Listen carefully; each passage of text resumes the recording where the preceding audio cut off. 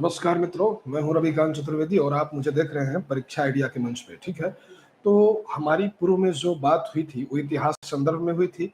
ऐतिहासिक जो आलेख हैं उनके बारे में हम लोग बात कर रहे थे कि आखिर प्राचीन भारतीय इतिहास जानने के स्रोत कौन कौन से हैं। मैंने पूर्व में ही आप लोग को कुछ चीजों से परिचय कराया था, जिसमें मैंने बात की थी कि पुरातात्विक साक्ष्य के अंतर्गत हम लोग गए थे कि अभिलेख क्या होते हैं, स्मारक या भवन की क्या महत्ता है, सिक्का यानी मुद्रा शास्त्र की क्या महत्ता है। उसके बाद हम साहित्यिक साक्ष्य पे आए थे। साहित्यिक साक्ष्य के अंतर्गत हम लोगों ने कुछ ब्राह्मण साहित्यों की चर्चा की थी। इसमें हमने डिवीजन दिया है ब्राह्मण साहित्य और ब्राह्मणेतर साहित्य, यानी कि ब्राह्मणों से इतर जो साहित्य का निर्माण हुआ। यानी कि जब हम ब्राह्मण साहित्य पढ़ रहे थे तो हम लोगों ने सर्वप्रथम वेदों के बारे में समझा था कि वेद क्या है। तो मैंने कहा था कि वेद अपौरुष है। अपौरुष यानी कि जिनकी रचना देवताओं के द्वारा की गई है, जो पुरुषों के द्वारा जो रचना नहीं, किसी पुरुष ने नहीं लिखा है, बल्कि उसकी रचना एक देवता के द्वारा की गई है, ऐसा माना जाता है। लेकिन एक रचनाकार के रूप में वेदव्यास को यह मान्यता प्राप्त है कि उन्होंने ऋग्वेद, यजुर्वेद, सामवेद या अथर्ववेद, इन चारों का संकलन किया या सूचीबद्ध किया था।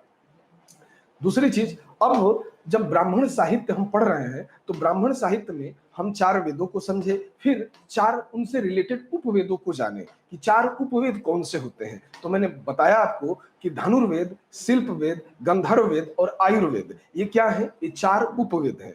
फिर मैंने कहा कि वेदों को सरलीकृत करने के लिए, उसे आम जन तक पहुंचाने के लिए कुछ सामान्य भाषाओं का प्रयोग किया गया, यानी कि जो क्लासिकल भाषाएं थी उनकी जगह पे सामान्य लोग तक ये पहुंच सके, इसके लिए कुछ ब्राह्मण ग्रंथों की रचना की गई। यानी कि वेदों को सरलीकृत करने के लिए ब्राह्मण ग्रंथ आए। और ब्राह्मण ग्रंथ में मैंने आपको बताया कि ऋग्वेद के दो ब्राह्मण ग्रंथ है, पहला ऐतरेय, दूसरा कौस्तुकी। और उसके लिए एक सामान्य फार्मूला मैंने दिया, एको। क्या बोला? एको। दूसरा यजुर्वेद, तो यजुर्वेद में हम पाते हैं कि इसका फार्मूला है तैस, यानी कि दो ब्राह्मण ग्रंथ जो होते हैं, तैतरीय और शतपथ ब्राह्मण।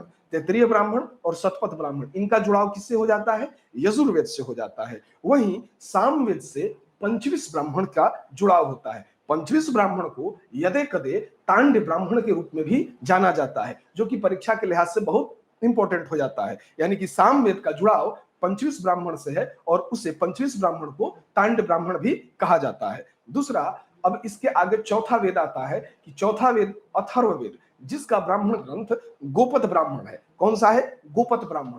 तो हमने ये समझा कि ऋग्वेद, यजुर्वेद, सामवेद, अथर्ववेद और उनको सरलीकृत करने वाले जो ब्राह्मण ग्रंथ आए। साथ ही हमने यह भी कल जाना था कि जो ऋग्वेद का उद्वाचन करने वाला जो ब्राह्मण होता है उसे होत्र या होता कहकर संबोधित किया गया है। बार बार परीक्षाओं में पूछता है कि ऋग्वेद का उद्वाचन करने वाला ब्राह्मण किस नाम से जाना जाता था, तो होत्र या होता के नाम से। वही सामवेद का जो उद्वाचन करता है उसे क्या कहते हैं? तो उद्गाता। क्या बोलते हैं? उद्गाता। यानी कि सामवेद का जो उद्वाचन करेगा उसे उद्वाता कहा जाएगा या उद्गाता कहा जाएगा। वहीं यजुर्वेद का जो उद्वाचन करता है उसे कहते हैं अधर्वयु। क्या बोलते हैं? अधर्वयु। वहीं अथर्ववेद का जो उद्वाचन करने वाला ब्राह्मण था उसे कहते हैं ब्रह्मा। यानी कि इनके साथ ब्राह्मण ग्रंथ और इनका उद्वाचन करने वाले ब्राह्मणों को एक विशिष्ट नाम से जाना गया। ये बातें हम लोग कर चुके हैं। अब हम ब्राह्मण साहित्य में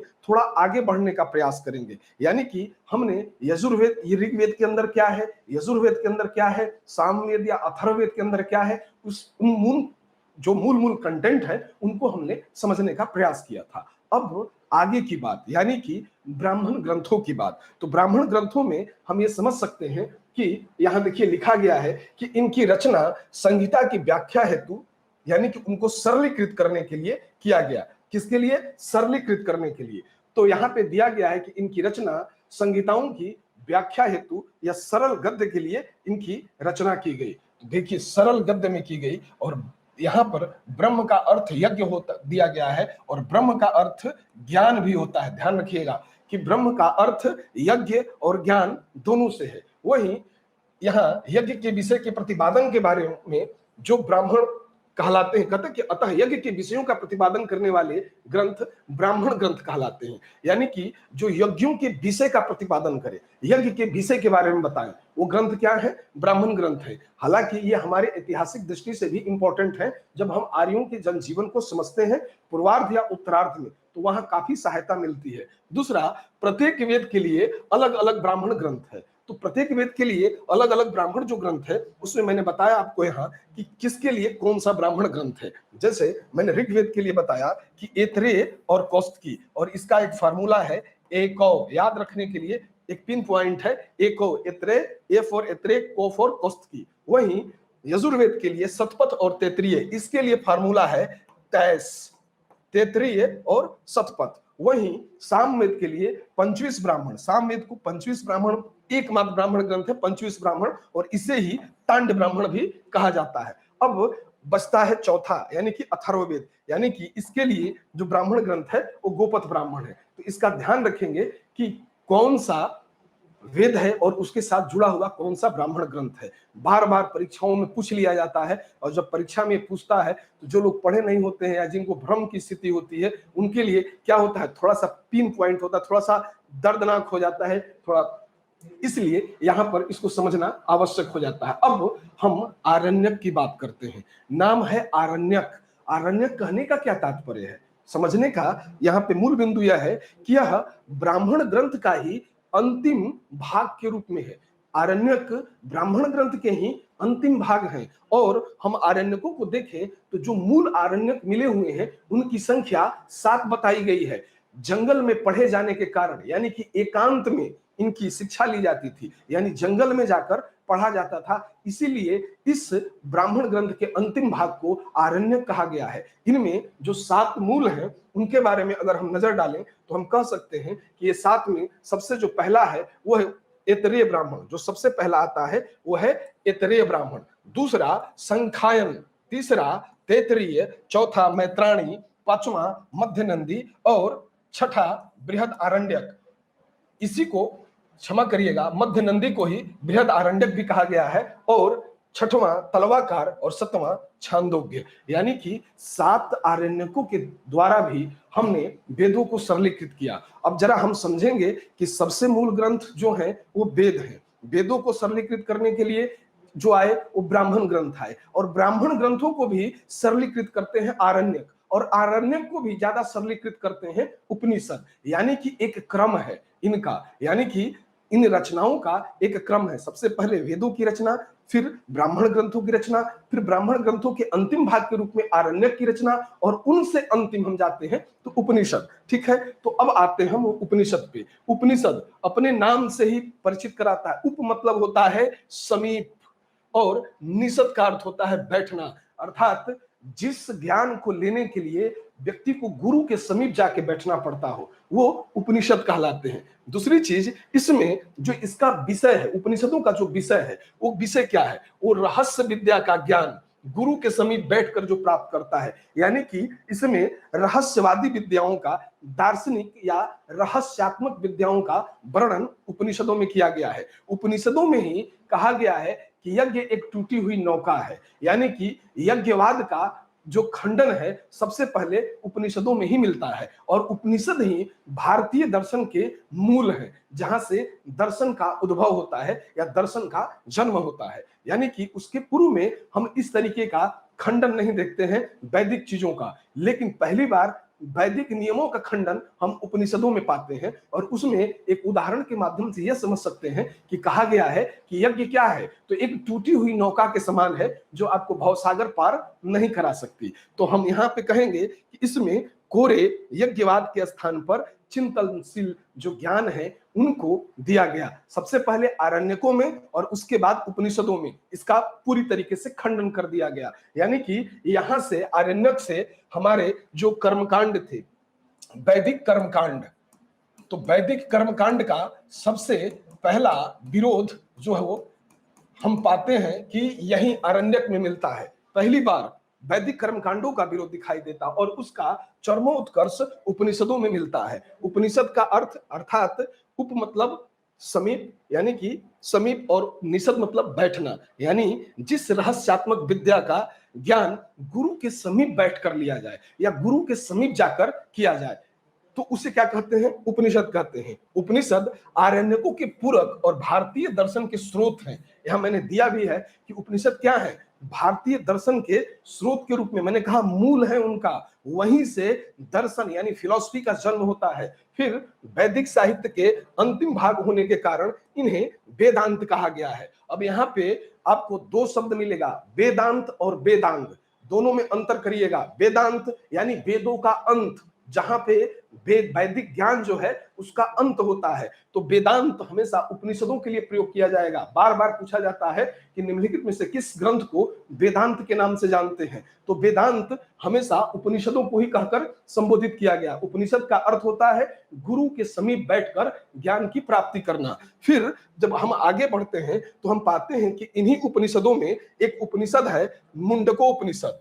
इसी में हमारे जो राष्ट्रीय वाक्य है सत्यमेव जयते, सत्य की सदा विजय हो, तो वहीं से लिया गया है सत्यमेव जयते। ये बार बार सत्यमेव जयते की चीजें पूछी जाती हैं कि आखिर सत्यमेव जयते कहां से लिया गया, तो ये कहां से लिया गया? मुंडको उपनिषद से लिया गया। दूसरी चीज, उपनिषदों की कुल संख्या अगर हम देखें तो इनकी कुल संख्या 108 दिखाई देती है।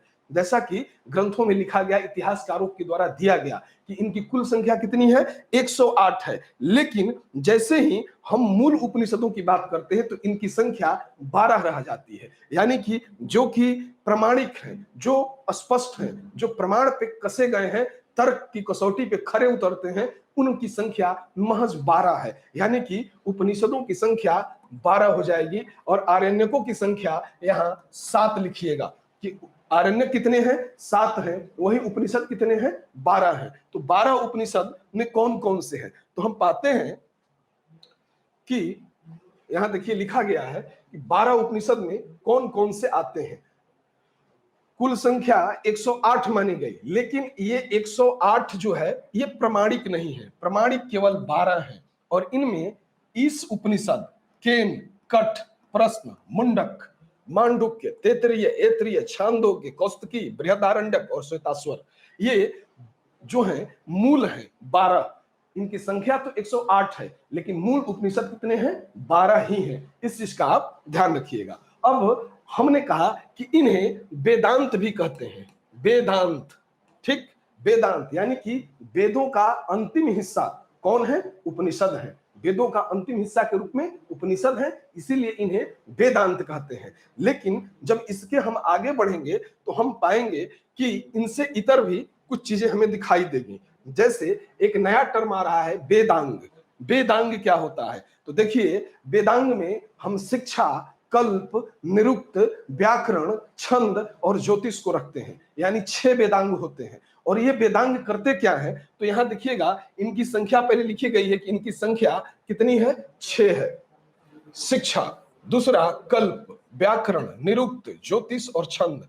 ये कैसे लिखे गए हैं? तो ये वेदांग सूत्र के रूप में लिखे गए, गद्य सूत्र के रूप में। ये कैसे लिखे गए हैं? सूत्र के रूप में, और वो भी गद्य सूत्र के रूप में, जिसमें हम कहते हैं कि शिक्षा जो है वो वैदिक स्वर या शुद्ध उच्चारण के लिए जिसका निर्माण किया गया है, यानी कि इसका शुद्ध उच्चारण के लिए इसका निर्माण किया गया। वैदिक स्वरों को शुद्ध उच्चारण देने के लिए या शिक्षा का निर्माण हुआ। शिक्षा की तुलना जो विद्वानों ने की है वो नाक से की है। हर एक वेदांग शरीर के किसी न किसी हिस्से को रिप्रेजेंट करते नजर आएंगे, जिसमें शिक्षा जो होगी वो नाक से रिलेटेड है। किससे? नाक से। तो इसकी शिक्षा की तुलना नाक से की गई है। वहीं कल्प, कल्प ऐसे कल्प होते हैं जिनमें विधि नियमों का उल्लेख किया गया है। किसका? विधि नियम का। और इनका जो हमारे शरीर से या जो रिलेटेड होता है वो किससे होता है? हाथ से, यानी कि इनका संबंध हाथ से है। तो कल्प का संबंध हाथ से, शिक्षा का जो संबंध है वो किससे? नाक से हो जाता है। वहीं व्याकरण, इसमें नाम, धातु रचना, उपसर्ग और प्रत्यय के प्रयोग, साथ ही समास और संधि आदि का नियम बताया गया है। और इसका जिस अंग से व्याकरण जुड़ता है वो है मुख। किससे? मुख से, यानी मुंह से। फिर अगला आता है वेदांग में निरुक्त, यानी निरुक्त क्या है? तो निरुक्त शब्दों का अर्थ क्यों होता है, शब्द क्यों होते हैं, ये बताने के लिए निरुक्त है। यानी कि शब्दों का अर्थ क्यों है यह बताने वाला शास्त्र निरुक्त कहलाता है। यह एक प्रकार का भाषा विज्ञान है। क्या है? भाषा विज्ञान है। और इसका संबंध हमारे शरीर के अंग कान से होता है, यानी निरुक्त जुड़ता है कान से। अब जब हम छंद की बात करते हैं यानी पचवे की बात करते हैं, तो जो हम देखते हैं कि जो वैदिक साहित्य है उसमें गायत्री स्तूप है, जगती है, बृहति है, आदि छंदों का प्रयोग किया गया है। छंद या अलंकार क्या करते हैं? शास्त्र की महत्ता को और बढ़ा देते हैं, उसे और क्लासिकल करते चले जाते हैं। तो हम देखते हैं कि वैदिक साहित्य में गायत्री स्तूप, जगती, बृहति आदि छंदों का प्रयोग हुआ है, लेकिन इसका जिस शरीर के अंग से इसका संबंध है वह है पैर। क्या है? पैर। तो इस पैर से इसका संबंध होता है। किसका? छंद का। अब अगला ज्योतिष। ज्योतिष क्या है? तो ज्योतिष का जो जिस शरीर के अंग से इसका संबंध है वो है नेत्र, यानी आंख। आंख से इसका संबंध है और इसमें ज्योतिषीय विकास को बताया गया है। बाद में हम देखते हैं कि वेदांगों से ही सबसे पहले एस्ट्रोलॉजी की शुरुआत हुई और बाद में हम एस्ट्रोलॉजी को देखते हैं कि तमाम जो विद्वान आएंगे उसको एस्ट्रोलॉजी को बढ़ाते हुए चले जाएंगे। बाद में हम पाएंगे कि आर्यभट्ट जैसा विद्वान जब आएगा तो ज्योतिष और गणित को दोनों को अलग करेगा और आर्यभट्ट नियम और सूर्य सिद्धांत जैसे पुस्तकों को लिखकर इन्हें व्यवस्थित एक विषय के रूप में या प्रमाणिक विषय के रूप में मान्यता देता हुआ दिखाई देगा। अब जब इससे आगे बढ़े यानी कि वेदांत कितने हो गए? तो हमने कहा शिक्षा, कल्प, निरुक्त, व्याकरण, छंद और ज्योतिष। साथ ही मैंने कहा कि शिक्षा का जो संबंध है वो किससे है? तो हमने कहा नाक से। कल्प का संबंध किससे है? हाथ से। फिर मैंने कहा व्याकरण, तो व्याकरण का संबंध मुख से। फिर मैंने कहा कि निरुक्त, निरुक्त का संबंध कान से। वहीं छंद का संबंध पैर से और ज्योतिष का संबंध आंख से। यानी कि हर एक वेदांग कहीं ना कहीं शरीर के अंग से जुड़ा हुआ है, साथ ही कुछ विशिष्ट चीजों का समायोजन अपने अंदर करता हुआ दिखाई देता है। जिसमें हमने कहा कि शिक्षा जो क्या करेगा? तो शिक्षा शुद्ध उच्चारण के लिए, शिक्षा का मूल अर्थ है कि शुद्ध उच्चारण कैसे हो, इसके लिए शिक्षा, और उसकी तुलना जिस अंग से की गई वो क्या था? नाक। अब जब इससे हम आगे बढ़े तो व्याकरण, निरुक्त, छंद और ज्योतिष इसी प्रकार देखे। अब इससे आगे हम चलते हैं, यानी कि अब बात करेंगे सूत्र की। ठीक है, कि सूत्र क्या होते हैं। देखिए, अब यहां पे दिया गया है कि वैदिक साहित्यों को अक्षुण बनाए रखने के लिए, क्या? अक्षुण बनाए रखने के लिए एक सूत्रों की रचना हुई। कहते हैं कि वैदिक साहित्य को अक्षुण बनाए रखने के लिए सूत्र साहित्य का प्रणयन किया गया, यानी कि सूत्र साहित्य निर्माण किए गए या बनाए गए। अब देखिए, सूत्र साहित्य जब हम पढ़ने जा रहे हैं तो ध्यान रखेंगे कि ऐसे सूत्र जिनमें विधि नियम का प्रतिपादन किया जाता है वो क्या कहलाते हैं? कल्प सूत्र। यानी इनको नाम दिया गया कल्प सूत्र। ठीक है, और कल्प सूत्रों को 3 भागों में विभाजित कर दिया गया। पहला था स्रोत सूत्र, दूसरा गृह सूत्र और तीसरा धर्म सूत्र। हर एक सूत्र की अपनी एक महत्ता। यानी स्रोत सूत्र जो पहला है वो क्या है? यज्ञ नियम, यज्ञीय नियम से संबंधित है। यज्ञ के नियमों को इसमें क्या किया गया है? पिरोया गया है। वहीं दूसरा गृह सूत्र, तो गृह सूत्र में क्या किया गया? लौकिक और पारलौकिक कर्तव्यों का विवेचन किया गया। एक गृहस्थों के लिए था। क्या? गृह सूत्र। इसमें लौकिक और पारलौकिक जो कर्तव्य है उनका विवेचन एक साथ किया गया। फिर आता है धर्म सूत्र। तो धर्म सूत्र में क्या किया गया? कि धार्मिक, सामाजिक, राजनीतिक कर्तव्यों का उल्लेख किया गया कि धार्मिक कर्तव्य कैसा हो, सामाजिक कर्तव्य कैसा हो और राजनीतिक कर्तव्य कैसा हो। यानी कि कल्प सूत्र में हम 3 भाग देखते हैं। तो यहां पे लिखा गया है स्रोत सूत्र, यज्ञ संबंधी नियम। बहुत ही इंपॉर्टेंट है कि स्रोत सूत्र का विषय क्या है, पूछ लेता है कि स्रोत सूत्र का विषय क्या है। वहीं गृह सूत्र ये लौकिक और पारलौकिक कर्तव्यों का विवेचन करता है। वहीं धर्म सूत्र जहां धार्मिक, सामाजिक और राजनीतिक कर्तव्यों का उल्लेख किया गया है। यानी कि स्रोत सूत्र, गृह सूत्र और धर्म सूत्र तीनों ही मिलकर कल्प सूत्र का निर्माण करते हैं, या कल्प सूत्र के 3 भाग हैं। तो स्रोत सूत्र, धर्म सूत्र और गृह सूत्र, इसको हम समझ सकते हैं। ध्यान रखिएगा।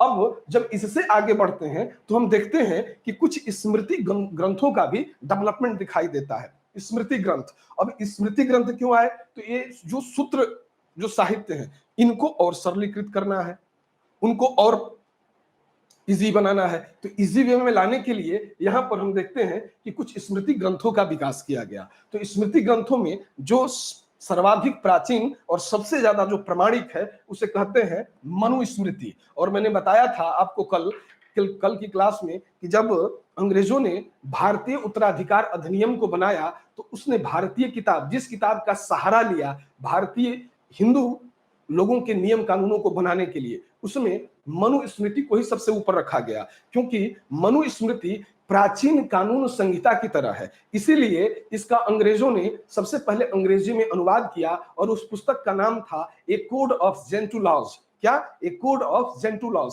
ताकि हिंदू नियमों को बनाया जा सके। ठीक है, तो पहला मनुस्मृति, दूसरा याज्ञवल्क्य स्मृति, फिर तीसरा पराशर स्मृति, चौथा नारद स्मृति और पांचवा बृहस्पति स्मृति। साथ ही कात्यायन और गौतम स्मृति का भी स्थान आता है, लेकिन इनको सबको याद रखने की आपको आवश्यकता नहीं है। यहां पे बस समझ लेना है कि स्मृति ग्रंथाय, चूंकि हम एक क्रम लेके चल रहे हैं, साथ ही ब्राह्मण साहित्य का क्रम, तो ब्राह्मण साहित्य के क्रम में हमें सूत्र और स्मृति ग्रंथों का भी ध्यान रखना होता है कि सूत्र ग्रंथ आए, उसके बाद स्मृति ग्रंथ आए। स्मृति ग्रंथ में सबसे प्राचीन और प्रमाणिक जो मैंने कहा आपसे, वो कौन सा है? मनुस्मृति। और मनुस्मृति इसलिए भी कि मनुस्मृति में आप देखेंगे कि कई इसके टीकाकार भी मिलेंगे, और कई बार पूछा भी है कि मनुस्मृति के टीकाकार कौन है, तो हम कहते हैं मेघातिथि, गोविंदराज, कल्लुक भट्ट, ये क्या है? भारुची, ये क्या है? मनुस्मृति के ही टीकाकार हैं।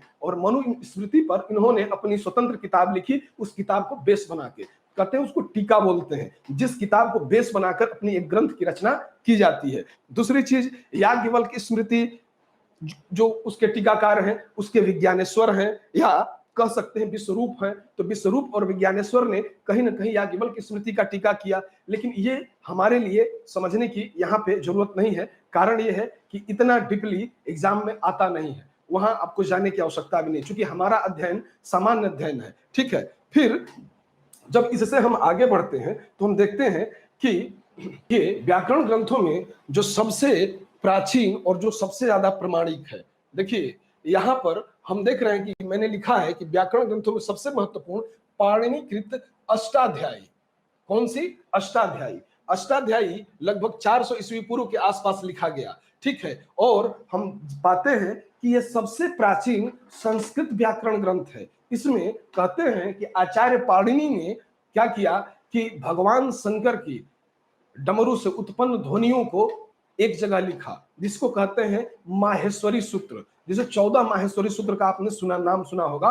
तो ऐ ऊण रील रीक ऐ ओण ऐ वो छय व्रत लण यमन गणनम झभ्य धड़ घस कपया सर हल, ये आता है पाणिनि के सूत्रों में। पाणिनि ने यहीं से संस्कृत व्याकरण की शुरुआत की, यानी कि संस्कृत व्याकरण की सबसे मानक और प्रमाणिक पुस्तक,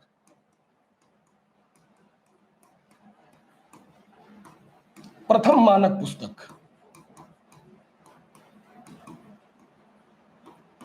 जरा ध्यान दीजिएगा कि जो व्याकरण में मैंने कहा कि पाणिनि ने और बाद में पातंजलि ने इसी को बेस बनाकर महाभाष्य की रचना की थी। ध्यान रखिएगा, पाणिनि ने अष्टाध्यायी को लिखा और अष्टाध्यायी को सरलीकृत किया पातंजलि ने महाभाष्य के रूप में। तो दोनों ग्रंथ व्याकरण ग्रंथ हैं और दोनों ही संस्कृत व्याकरण की विवेचना करते हुए नजर आएंगे। अब यास्क ने एक ग्रंथ लिखा निरुक्त के रूप में, निरुक्त की रचना की। अब कब किया?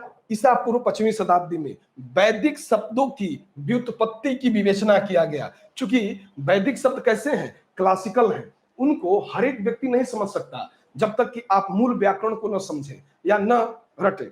उतने दूर तक पहुंचना बड़ा मुश्किल का कार्य होता है। तो सामान्य जन तक चीजें चली जाएं, उसके लिए यहाँ पर आवश्यकता हुई कि संस्कृत भाषा को कैसे सरलीकृत करके आम जन तक पहुंचाया जाए और लोगों को शिक्षा देने में सहूलियत हो जाए। इसीलिए यहां पर हम देखते हैं अष्टाध्यायी और निरुक्त, यास्क के द्वारा जो निरुक्त की रचना की गई, उसका मूल उद्देश्य यही है कि वैदिक शब्दों की व्युत्पत्ति की ठीक ठीक विवेचना की जा सके। अब जब आगे बढ़ते हैं तो हम पाते हैं कि महाकाव्य वैदिक साहित्य के बाद भारतीय साहित्य में रामायण और महाभारत नामक 2 महाकाव्यों का जिक्र आता है। देखिए सबसे पहले यह समझ लेना जरूरी है कि महाकाव्य होते क्या हैं। तो देखिए, वैदिक साहित्य के बाद भारतीय साहित्य में जिन दो महाकाव्यों का नाम लिया जाता है वो रामायण और महाभारत है। लेकिन जिस रूप में वर्तमान जिस रूप में वो हमें दिखाई दे रहे हैं वो ऐसे नहीं थे, बल्कि हम जानते हैं कि जब हम महाकाव्यों में सबसे पहले महाभारत का जिक्र करेंगे, जो लगभग 400 ईस्वी पूर्व के आसपास रचित माना जाता है। ठीक है, तो महाभारत में इसको सबसे पहले ये देखते हैं कि महाभारत की रचना क्या अपने मूल रूप में थी? नहीं, सबसे पहले महाभारत का जो प्राचीन नाम है उसको कहते हैं जय संहिता। क्या बोलते हैं? जय संहिता। इसमें श्लोकों की संख्या महज 8800 थी। कितनी थी? 8800। बाद में ये जय संहिता 24,000 जब श्लोक इसमें जुड़ गए तो इसे भारत के नाम से जाना जाने लगा। लेकिन ये दौर या ये कार्य यही नहीं रुका। पहले 8800 श्लोक यानी कि जय संहिता, फिर बाद में इसको कहा गया 24,000 श्लोक, तो इसको कहा गया भारत, और बाद में यह महाभारत के रूप में परिणित होता नजर आता है। यानी कि भारत यानी कि सप्तसहस्त्री संहिता। सप्तसहस्त्री संहिता कहने का तात्पर्य है कि 1,00,000 श्लोकों का संग्रह। कितना? 1,00,000 श्लोकों का संग्रह इसमें दिखाई देता है। तो सबसे पहले 8800 श्लोक, फिर 24,000 श्लोक, फिर श्लोकों की संख्या 1,00,000, और जब जब श्लोकों की संख्या बढ़ी ये अलग अलग नामों से जाना गया। पहले जय संहिता, फिर भारत, फिर महाभारत। यानी कि जब 8800 श्लोक थे तो इसको जय संहिता कह दिया, जब 24,000 श्लोक आए तो भारत कह दिया, और जब 1,00,000 श्लोक जुड़ गए तो महाभारत कह दिया। यानी कि महाभारत काल विशेष में नहीं बल्कि एक काल में लगभग इसकी शुरुआत हम पाते हैं कि 400 ईस्वी पूर्व के आसपास होती है, लेकिन बाद में काल जैसे जैसे आगे बढ़ते गए वैसे वैसे इसमें श्लोक भी जुड़ते गए, और ये अपने मूल रूप से यानी जय संहिता से महाभारत के रूप में आज दिखाई देता है, जो विश्व के सबसे बड़े काव्यों में इसकी गणना की जाती है। विश्व का सबसे बड़ा काव्य माना जाता है। लगभग इसमें पर्वों की संख्या 18 दिखाई देती है, जिसमें इसका 6वां पर्व जिसे भीष्म पर्व कहा जाता है सबसे ज्यादा इंपॉर्टेंट है। कारण यह है कि वहीं पर भक्ति, ज्ञान और कर्म की व्याख्या भगवान श्री कृष्ण के द्वारा की गई, और इसी अध्याय से गीता जुड़ा हुआ है। तो ध्यान रखिएगा कि गीता का जुड़ाव कभी भी पूछ सकता है कि महाभारत में कितने पर्व हैं, तो 18 पर्व हैं। भीष्म पर्व में गीता का उल्लेख है, या ज्ञान, कर्म, भक्ति, मोक्ष की बात की गई है। किसमें? 6वें पर्व में। 6वें पर्व को भीष्म पर्व के नाम से जाना जाता है। ये इंपॉर्टेंट हो जाता है। देखिए, अब यहां पे लिखा गया कि अंतिम रूप से 400 ईस्वी के आसपास प्रतीत होता है। ये महाभारत हो गया। ठीक है, महाभारत के साथ मैंने और चीजें जोड़ी। क्या? जय संहिता। जय संहिता कितना? 24,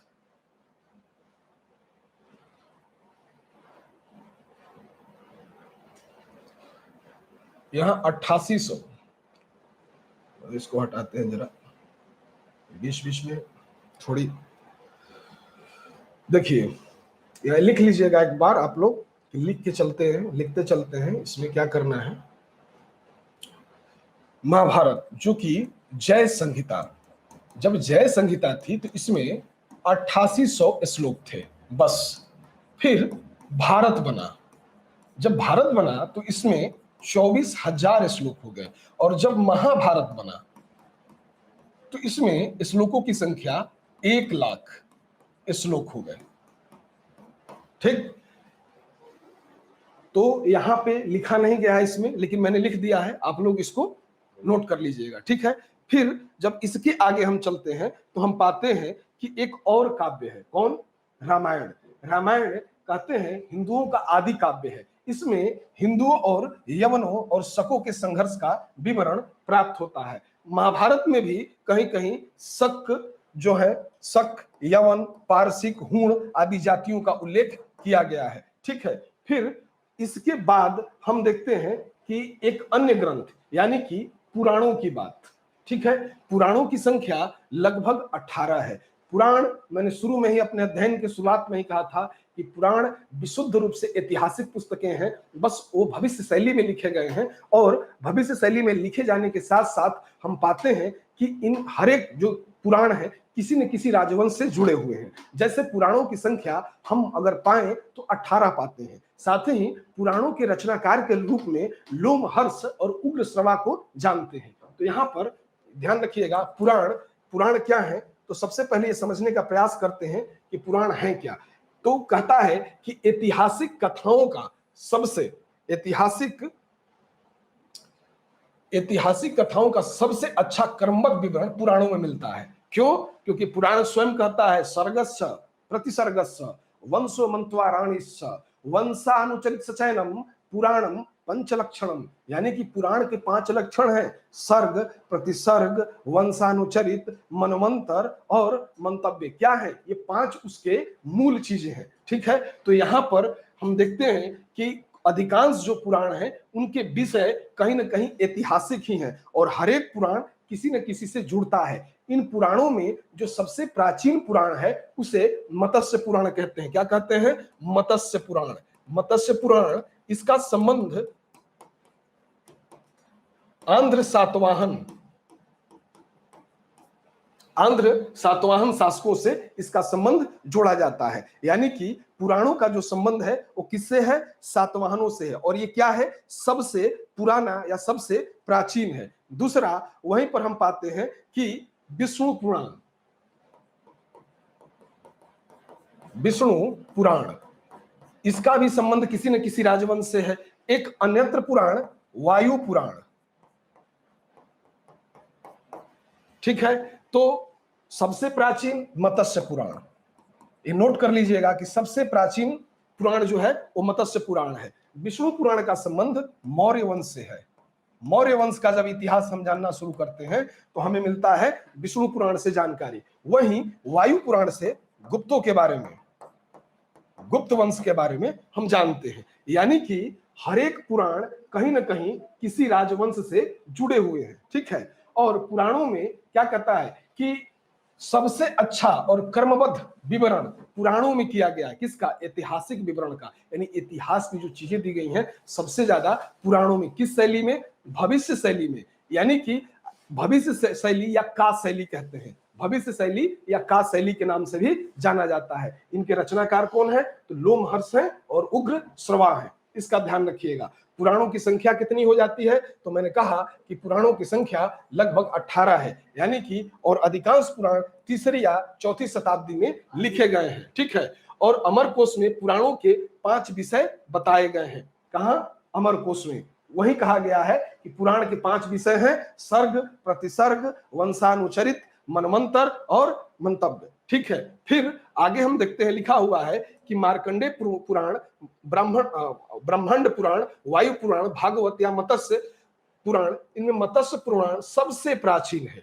ये पुराणों के रूप दिए गए हैं कि ये हैं। ठीक है, जिसमें विष्णु पुराण में प्राचीन राजवंशों का विवरण मिलता है और मत्स्य पुराण सबसे प्राचीन और प्रमाणिक रूप में दिखाई देता है। ठीक है, फिर महाभारत युद्ध के पश्चात जिन राजवंशों ने ईसा की 6वीं शताब्दी में राज्य किया उनके विषय में भी यहाँ पे जानकारी मिलती है। यानी कि महाभारत युद्ध के बाद जिन राजवंशों ने भारतीय पृष्ठभूमि पे राज किया या भारतीय भूभाग पे जो शासन किए उनके बारे में अगर जानकारी चाहिए होता है तो हम देखते हैं कि उनकी जानकारी भी हमें पुराणों से ही मिलती है। अब आगे यहाँ पे लिखा हुआ है कि मौर्य वंश के लिए विष्णु पुराण, आंध्र सातवाहन और शुंग वंश के लिए मत्स्य पुराण और गुप्त वंश के लिए वायु पुराण, जो कि पूर्व में ही मैंने समझाया आपको कि ऐसे ऐसे सूचीबद्ध हैं। यानी कि हर एक पुराण किसी न किसी राजवंश से जुड़ा हुआ है। उनमें भी इन 18 पुराणों में भी सबसे जो प्राचीन पुराण है वो मत्स्य पुराण है, जिसमें आंध्र सातवाहन और साथ ही साथ शुंग वंश के इतिहास को दर्ज किया गया है। वहीं गुप्त वंश के इतिहास को समझने के लिए वायु पुराण और मौर्य वंश के इतिहास को समझने के लिए विष्णु पुराण का सहारा लिया जा सकता है या विशेष महत्व के हैं। अब इसके आगे चलते हैं ब्राह्मणेतर साहित्य। देखिए, ब्राह्मणेतर साहित्य यानी कि ब्राह्मणों से इतर, ब्राह्मणों से अलग। ध्यान रखिएगा, तो ब्राह्मण साहित्य क्या करते हैं या ब्राह्मण साहित्य के क्या मायने हैं, जरा उसको भी समझने का प्रयास कर लेते हैं। ठीक है, देखिए, ब्राह्मणेतर साहित्य या नास्तिक साहित्य के नाम से भी इनको जाना जाता है। ये कैसे साहित्य है? तो इसमें बौद्ध साहित्य और जैन साहित्यों का स्थान है। देखिए, हम जब बौद्ध ग्रंथों की जो मूलतः बात करें कि बौद्ध ग्रंथ मूलतः लिखे किस भाषा में गए, यानी कि इनकी भाषा भी अलग है। जैसे कि हमने पूर्व में बताया कि जो वैदिक साहित्य है या ब्राह्मण साहित्य है वो लिखे गए हैं संस्कृत भाषा में, वहीं हम पाते हैं कि ये जो किस भाषा में लिखे गए हैं, तो हम पाते हैं कि जो बौद्ध साहित्य है ये पाली भाषा में लिखे गए हैं। किस भाषा में? पाली भाषा में लिखे गए हैं। बौद्ध ग्रंथों में जो सबसे प्राचीन ग्रंथ है वो त्रिपिटक के रूप में जाने गए हैं। किस रूप में? त्रिपिटक के रूप में, जिसमें सुत्त पिटक, विनय पिटक और अभिधम्म पिटक को हम जानते हैं। सुत्त पिटक यानी कि बुद्ध के धार्मिक विचारों और वचनों का जो संग्रह है वो क्या है? वो सुत्त पिटक के अंतर्गत रखा जाता है। पिटक का अर्थ होता है टोकरी।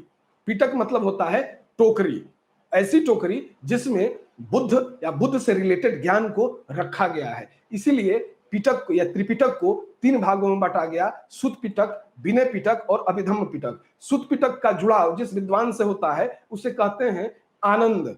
यानी कि जो आनंद कौन था? आप जानते होंगे कि बुद्ध के प्रिय शिष्य में आनंद का नाम आता है। यानी कि बुद्ध का जो सबसे प्रिय शिष्य था वो कौन था? प्रमुख शिष्य आनंद था। आनंद के द्वारा सुत्त पिटक की रचना की गई। वहीं विनय पिटक, तो विनय पिटक के अंतर्गत हम देखते हैं कि बुद्ध संघ के नियमों का उल्लेख किया गया है। बुद्ध संघ के जो नियम है वो क्या है? वो विनय पिटक का हिस्सा है। इसकी रचना उपाली के द्वारा की गई। और तीसरा अभिधम्म पिटक, इसकी रचना तृतीय बौद्ध संहिता में मोगलीपुत्र तिष्य के द्वारा किया गया। किसके द्वारा? मोगलीपुत्र तिष्य के द्वारा। तो बार बार ये पूछता भी है कि त्रिपिटक की रचनाकार कौन कौन है, तो अब आपके पास जानकारी है कि सुत्त पिटक का संबंध आएगा तो आनंद से, विनय पिटक उपाली से और अभिधम्म पिटक मोगलीपुत्र तिष्य से। और कब की गई? तीसरे पिटक की रचना, यानी कि मोगलीपुत्र तिष्य द्वारा जो तीसरा पिटक है यानी अभिधम्म पिटक वो तृतीय बौद्ध संगति में की गई। ये नंबर 3 पे आता है। और उधर भी बौद्ध संगति तृतीय में ही इसका क्या होता है? संकलन किया जाता है। किसके द्वारा? मोगलीपुत्र तिष्य के द्वारा। और उस समय शासक कौन था? अशोक। वो बाद में बात करेंगे, लेकिन अभी यहां पर इस चीज को ध्यान रख लेंगे कि जो बौद्ध ग्रंथों में जो पहला स्थान आएगा वो त्रिपिटक का आएगा। जो बौद्ध ग्रंथ लिखे गए हैं किस भाषा में लिखे गए हैं? तो पाली भाषा में लिखे गए हैं। ये वैदिक साहित्य से इतर है, यानी कि ये आम जन की भाषा में लिखे गए हैं। और हम जानते हैं कि बुद्ध का उद्भव ही ब्राह्मण कर्मकांड या यज्ञ कर्म कांड के प्रतिक्रिया स्वरूप था। पशु बलि या यज्ञ जो कर्मकांड होते थे उसी की प्रतिक्रिया स्वरूप बुद्ध ने एक नवीन धर्म को चलाया था। और वो नवीन धर्म क्या है? वो नवीन धर्म बौद्ध धर्म था और आज तक ये जीवित है या चल रहा है। दूसरी चीज अब यहां पे समझें कि पहला जो ग्रंथ आता है बौद्ध साहित्यों में वो त्रिपिटक के रूप में है। बाद में हम देखते हैं कि सुत्त पिटक को भी 5 भागों में बांट दिया गया। सुत्त पिटक को जब 5 भागों में बांटा गया तो पहले भाग को कहा गया दिघ निकाय। क्या कहा गया? दिघ निकाय। जबकि दूसरे भाग को कहा गया मध्यम निकाय, तीसरे भाग को कहा गया संयुक्त निकाय, चौथे भाग को कहा गया अंगोत्तर निकाय और 5वें भाग को कहा गया खुद्दक निकाय। यानी कि हम समझते हैं कि सुत्त पिटक को 5 भागों में फिर विभाजित कर दिया गया और उन्हें 5 निकायों में रख दिया गया। फिर जब हम आगे बढ़ते हैं तो हम पाते हैं कि अभिधम्म पिटक को भी लगभग तृतीय बौद्ध संगति में जो मोगलीपुत्र तिष्य के द्वारा जो रचना की गई, इस पिटक के भी अन्यत्र 7 ग्रंथ जोड़े गए, यानी कि इससे भी 7 ग्रंथों की रचना की गई। किससे? अभिधम्म पिटक से। फिर जब हम आगे बढ़ते हैं तो हम पाते हैं जातक कथाएं, जिसमें बुद्ध के पूर्व जन्म की कथाओं का संकलन है। यह भी कहीं ना कहीं हमारे ऐतिहासिक दृष्टिकोण से महत्वपूर्ण हो जाता है। बार बार पूछता है कि बुद्ध की पूर्व जन्म की कथाएं किस पुस्तक में संकलित हैं, तो उन्हें कहते हैं जातक कथा। क्या कहते हैं? जातक कथा, जिसमें बुद्ध के पूर्व जन्म की काल्पनिक कथाओं का संग्रह किया गया है। उसके बाद स्थान आता है निकायों का, कि निकाय क्या होते हैं। तो निकाय में बौद्ध धर्म के सिद्धांत और कहानियों का एक संग्रह दिया गया। किसका? बौद्ध धर्म के सिद्धांत का और उनकी कहानियों का। बौद्ध सिद्धांत कैसे हैं, साथ ही उनके साथ कुछ कहानियां क्या की गई? जोड़ दी गई। ठीक है, तो ध्यान रखिएगा। अब हम आ जाते हैं बोर्ड पर। ये मोटा मोटी इसी प्रोफार्मा को मैं समझा रहा था आपसे। ठीक है, तो सबसे पहले हम देखते हैं कि बौद्ध साहित्य भारतीय इतिहास के साधन के रूप में बौद्ध साहित्य का विशेष महत्व। सबसे प्राचीन बौद्ध ग्रंथों में त्रिपिटक है। कौन है? त्रिपिटक, जिनमें कहा इनके नाम है सुत्त पिटक, विनय पिटक और अभिधम्म पिटक। सुत्त पिटक बौद्ध के धार्मिक विचार और वचनों का संग्रह। इसे बौद्ध धर्म का इंसाइक्लोपीडिया कहा जाता है। बौद्ध धर्म में कहीं भी बौद्धिक चीजों को लेकर जरा सा भी खलबली मचेगी तो सबसे ज्यादा सहारा किसका लिया जाएगा? इंसाइक्लोपीडिया है। कौन? तो सुत पिटक। दूसरा आता है विनय पिटक। विनय पिटक में बौद्ध संघ के नियमों का उल्लेख है। यहां एक चीज छुटा हुआ है, ध्यान रखिएगा, इसके रचनाकार आनंद है, आनंद। इसके रचनाकार उपाली है, ठीक है, विनय पिटक के। और अभिधम्म पिटक, अभिधम्म पिटक में हमने कहा कि अभिधम्म पिटक बौद्धिक दर्शन का विवेचन, बौद्धिक दर्शन का विवेचन यानी कि बुद्ध के दार्शनिक सिद्धांतों का जो उल्लेख करता है वो कौन सा करता है? अभिधम्म पिटक करता है। और इसके जो रचनाकार हैं वो है मोगलीपुत्र तिष्य, मोगलीपुत्र तिष्य। तो अब आपके पास तीनों ही पिटक के रचनाकार भी मौजूद हैं, सुत पिटक, आनंद, विनय पिटक, उपाली और अभिधम्म पिटक, मोगलीपुत्र तिष्य। सुत पिटक का विषय बुद्ध के धार्मिक विचारों और वचनों का संग्रह, विनय पिटक बुद्ध संघ के नियमों का उल्लेख और अभिधम्म पिटक बुद्ध दर्शन की विवेचना, यानी कि इनके विषय बिल्कुल अलग अलग हैं। यहीं से यूपीएससी सवाल उठाता है, क्योंकि ये बोरिंग थोड़ा सा है, आपको पढ़ने में बोरिंग लग रहा होगा, लेकिन यहां जहां समझिए, ध्यान दीजिएगा कि जहां पढ़ते समय उबासी आए, पढ़ने का मन न करे, दिमाग थक जाए, लगे कि नहीं ये तथ्य बहुत भारी है, ध्यान रखिएगा, यूपीएससी वहीं से सवाल उठाती है या आयोग वहीं से सवाल उठाता है। जहां से पढ़ते पढ़ते हमें जमाई आता है ना, अक्सर कमीशन का सवाल वहीं से उठता है, ठीक है, ध्यान रखिएगा, तो थोड़ा सतर्क रहिएगा। फिर मैंने कहा कि उसके बाद जातक कथाएं, तो बुद्ध के पूर्व जन्म की काल्पनिक कथाएं हैं, ये इनकी रचना ईसा पूर्व पहली शताब्दी में की गई।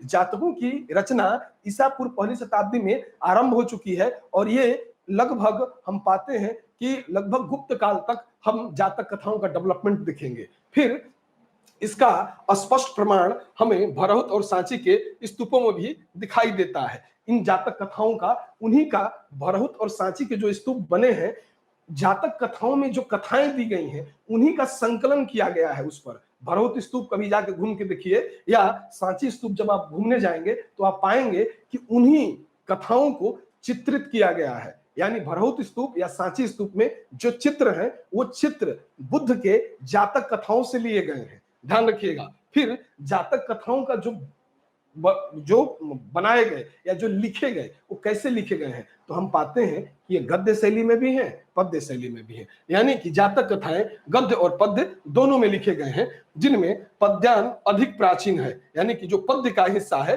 वो सर्वाधिक प्राचीन हिस्सा है और गद्य का हिस्सा नवीन हिस्सा है, यानी कि नया जोड़ा गया है, ध्यान रखिएगा। फिर जातक जो कथाएं हैं इनकी टोटल संख्या कितनी हो जाती है, तो इनकी संख्या 550 है। यहाँ पे इतना करने के बाद मुझे नहीं लगता कि आपका एक भी प्रश्न छूटेगा यहाँ से, खासकर पीसीएस में या आईएएस में।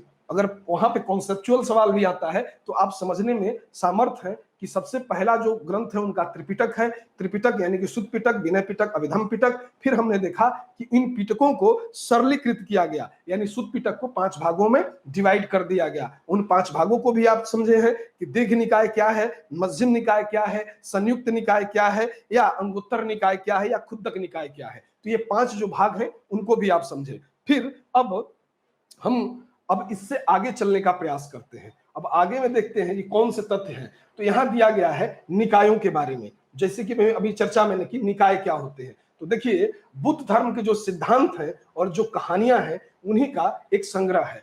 जो बुद्ध धर्म के सिद्धांत और कहानियां जो हैं उन्हीं के संग्रह को हम क्या कहते हैं? निकाय कहते हैं। तो निकाय जब इनको कहा गया, इसमें प्राचीनतम जो बौद्ध ग्रंथ है, यहाँ एक अन्य टॉपिक दिया गया है कि ये पाली भाषा में है, तो इसको ध्यान रखिएगा। मैंने शुरू में ही कहा कि जो वैदिक ग्रंथ हमारे हैं वो संस्कृत भाषा में है, जबकि बौद्ध क्या थे? बुद्ध ने ब्राह्मण जो कर्मकांड है, जो उसमें घोर एक कोरा यज्ञवाद है, उसकी प्रतिक्रिया स्वरूप जो उभर कर सामने आई, जो चीजें हमारे सम्मुख आती हैं या प्रेजेंट होती हैं, उन्हीं को हम कहते हैं कि ये बौद्ध सिद्धांत हैं, या उनको हम नास्तिक सिद्धांत मान के चलते हैं। खासकर ये प्रतिक्रिया छठी शताब्दी ईसा पूर्व में दिखाई देती है। अब कब? छठी शताब्दी ईसा पूर्व, लगभग 62 संप्रदायों का उदय, और उसी समय हम पाते हैं क्या कि इस तरीके की रचना हमें देखने के लिए मिलती है। तो यहाँ पर हम ये देखेंगे कि प्राचीनतम बौद्ध ग्रंथ पाली भाषा में है, लिखे गए हैं, और बौद्ध ग्रंथों को द्वितीय या प्रथम शताब्दी ईसा पूर्व का माना जा सकता है। ठीक है, बौद्ध ग्रंथों को श्रीलंका में ईसा पूर्व द्वितीय शताब्दी में संकलित किया गया, जिसे दीपवंश और महावंश के रूप में जाना जाता है। इनकी रचना क्रमशः चौथी और पांचवी शताब्दी में की गई, यानी कि द्वितीय शताब्दी से आरंभ किया गया और चौथी और पांचवी शताब्दी में इनकी रचना पूर्ण होती हुई दिखाई देती है। ठीक है, फिर जब इनसे आगे बढ़ते हैं तो हमें पता लगता है कि इन पाली ग्रंथों में मौर्यकालीन इतिहास के विषय में काफी सूचना मिलती है। चूंकि हम पहले से ही जानते हैं कि जो हमारे मौर्य शासक थे उनकी सीमाएं काफी बड़ी हैं, और अशोक से हमने जाना है, जब अशोक को पढ़ेंगे तो समझेंगे कि अशोक के साथ जो श्रीलंका के समकालीन शासक थे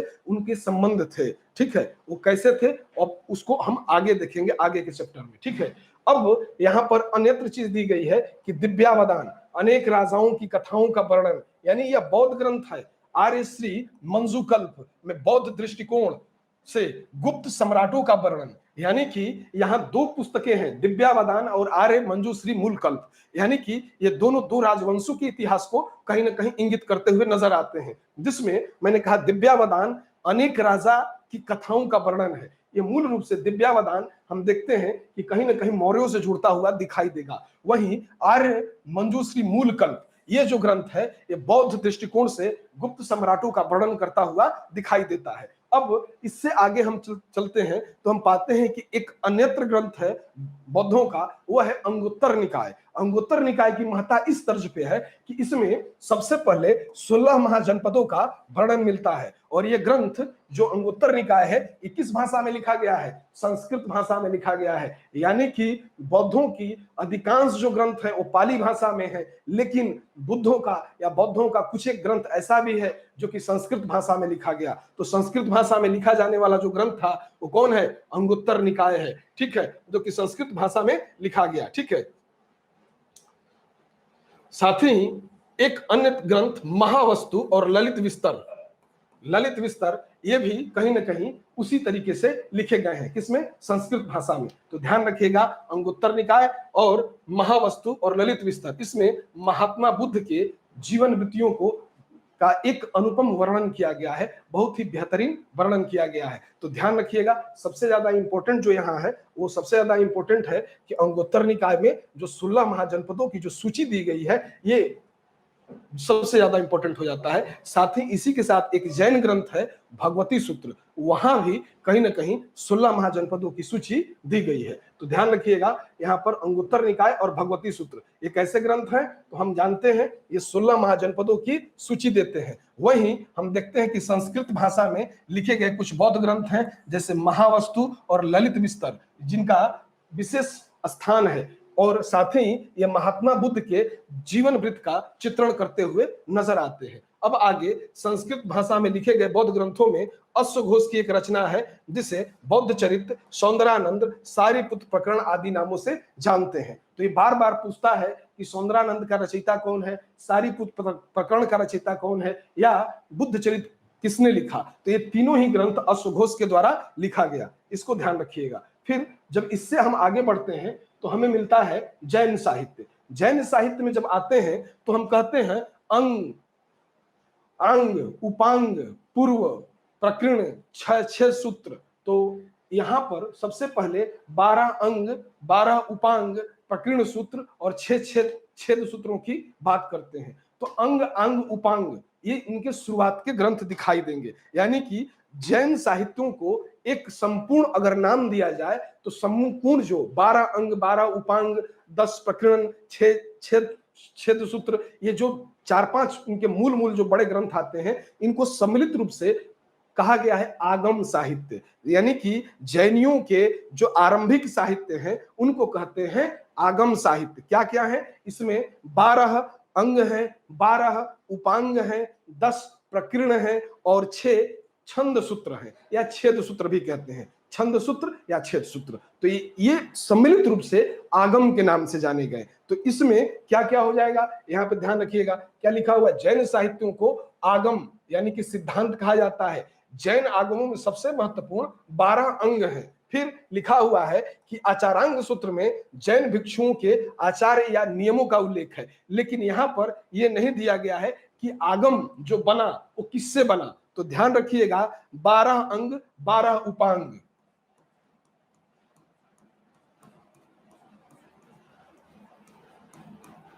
उपांग साथ ही इसमें हम पाते हैं कि 10 जो है प्रकीर्ण है। क्या है, 10 इसमें प्रकीर्ण है और साथ ही 6 छंद सूत्र हैं। छंद सूत्र है, ठीक है।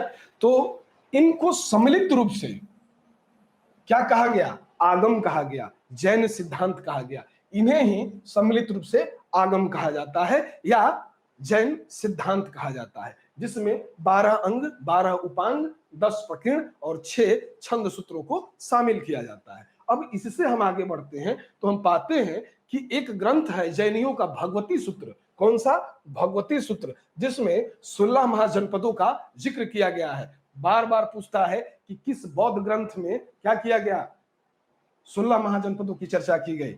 फिर पूछता है कि किस जैन ग्रंथ में 16 महाजनपदों की सूची की चर्चा की गई। तो यह ध्यान रखिएगा कि भगवती सूत्र वो ग्रंथ है जहां पर 16 महाजनपदों की चर्चा की गई है। जैन धर्म का जो प्रारंभिक इतिहास मिलता है कि जैन धर्म का उद्भव कैसे हुआ, इसका डेवलपमेंट कैसे हुआ, ये कल्प सूत्र में मिलता है। एक ग्रंथ है कल्प सूत्र। ध्यान रखिएगा, हमने पूर्व में भी कुछ सूत्रों की चर्चा की थी, वो वैदिक सूत्र हैं, और ये जो कल्प सूत्र है ये जैन सूत्र है या जैनियों से जुड़ता है, जिसकी रचना लगभग 4वीं शताब्दी ईसा पूर्व में की गई। साथ ही इसके रचनाकार के रूप में भद्रबाहु को जानते हैं। किसको, भद्रबाहु को। तो कल्प सूत्र में क्या विषय क्या है, तो आरंभिक जैन धर्म का जो इतिहास है उसका वर्णन। इसके रचनाकार कौन है, तो भद्रबाहु है, ध्यान रखिएगा। फिर जब आगे हम बढ़ते हैं तो जैन ग्रंथ जो है, जैसे संस्कृत में लिखे गए वैदिक या ब्राह्मण साहित्य, पाली में लिखे गए बौद्ध साहित्य, उसी तरीके से किस भाषा में लिखे गए जैन साहित्य, तो जैनियों या जैन साहित्यों की जो भाषा है वो प्राकृतिक है। क्या है, प्राकृतिक है। तो ध्यान रखिएगा जैन ग्रंथों की रचना प्राकृत भाषा में हुई, और जैन ग्रंथों में जो सर्वाधिक महत्वपूर्ण है वो परिशिष्ट पर्व, भद्रबाहु चरित्र, आवश्यक सूत्र, आचारांग सूत्र, भगवती सूत्र, कलिका पुराण आदि विशेष रूप से उल्लेखनीय है, और इनमें अनेक ऐतिहासिक घटनाओं की सूचना मिलती है। ये बहुत ज्यादा इंपॉर्टेंट हो जाता है। खासकर कल्प सूत्र बार बार पूछता है कि कल्प सूत्र का विषय क्या है या कल्प सूत्र के रचनाकार कौन है। फिर आगे बढ़ते हैं, जैन ग्रंथों में अन्य महत्वपूर्ण जो ग्रंथ हैं वो देखते हैं कि हेमचंद्रकृत एक परिशिष्ट पर्व है। कौन, परिशिष्ट पर्व, जो हेमचंद्र के द्वारा लिखा गया, जिसकी रचना लगभग 12वीं शताब्दी में हुई। कब हुई, 12वीं शताब्दी में। तो 12वीं शताब्दी में परिशिष्ट पर्व की रचना की गई, किसके द्वारा, हेमचंद्र के द्वारा। फिर हम देखते हैं कि परिशिष्ट पर्व तथा भद्रबाहु चरित्र से चंद्रगुप्त मौर्य के जीवन के आरंभिक तथा उत्तरकालीन घटनाओं का वर्णन मिलता है। हम जानते हैं कि हर एक राजा का कोई ना कोई धर्म होता है, राजा किसी न किसी उसका अपना पर्सनल एक रिलीजन होता है, तो कोई ना कोई किसी न किसी धर्म में दीक्षा लेता हुआ दिखाई देगा। प्राचीन भारत के संदर्भ में ज्यादा जैसे चंद्रगुप्त मौर्य जैन होता हुआ दिखाई देगा, वहीं अशोक बौद्ध होता हुआ दिखाई देगा, वहीं इन दोनों के बीच में आने वाला बिंदुसार वो एक अलग धर्म यानी कि आजीवक संप्रदाय से जुड़ता हुआ दिखाई देगा। तो कहीं ना कहीं कोई ना कोई राजा किसी न किसी धर्म विशेष से जुड़ता हुआ देखा जाएगा। तो चंद्रगुप्त मौर्य का जो इतिहास है वो जैन साहित्य में ज्यादा संकलित किया गया, क्योंकि चंद्रगुप्त मौर्य अपने अंतिम दिनों में एक जैनी हो गया और धीरे धीरे श्रवण बेलगोला यानी कि कर्नाटक में जाकर संलेखना विधि द्वारा अपने प्राणों का त्याग किया था। संलेखना बताएंगे जब चंद्रगुप्त मौर्य को पढ़ाएंगे कि संलेखना क्या होती है या संलेखना विधि क्या होती है। तो जैन ग्रंथों में सबसे महत्वपूर्ण हेमचंद्र की परिशिष्ट पर्व जो कि 12वीं शताब्दी में लिखी गई, बाद में परिशिष्ट पर्व और भद्रबाहु चरित्र से हमें चंद्रगुप्त मौर्य के जीवन के प्रारंभिक और उत्तरकालीन अवस्था का दर्शन होता है कि वो कैसे श्रवण बेलगोला गया कर्नाटक में और कैसे वहां पर उसने अपने प्राणों का परित्याग किया। फिर जब हम आगे बढ़ते हैं तो हम देखते हैं कि पूर्व मध्यकाल में भी अनेक जैन कथा कोशों और पुराणों की रचना हुई, जिसमें महत्वपूर्ण है एक हरिभद्र सूरी की समरादित्य कथा। बहुत ही इंपॉर्टेंट है, ध्यान रखिएगा, जरा इसको ध्यान रखिएगा कि हरिभद्र सूरी की समरादित्य कथा ये बहुत ज्यादा इंपॉर्टेंट हो जाता है और ये बार बार पूछता है, इसे इंपॉर्टेंट लगा लीजिएगा क्योंकि ये बार बार आने की संभावना रखती है। दूसरा मूर्खाख्यान, मूर्खाख्यान और कथाकोश, यानी कि हरिभद्र सूरी ने 3 ग्रंथों की रचना की। पहली समरादित्य कथा, दूसरी मूर्खाख्यान और तीसरा कथाकोश। साथ ही इसी क्रम में एक अन्य जैन ग्रंथ आता है और वो है उद्यतन सूरी की कुवलय माला। कौन सी? उद्यतन सूरी की कुवलय माला। इसमें भी जैन और जैन सामाजिक स्थिति का अच्छा वर्णन किया गया है। जिनसेन का आदि पुराण और गुणभद्र का उत्तर पुराण इसी के ही हिस्से हैं, यानी कि इन आदि पुराण का लेखक कौन है? तो जिनसेन। गुणभद्र के द्वारा क्या लिखा गया? उत्तर पुराण।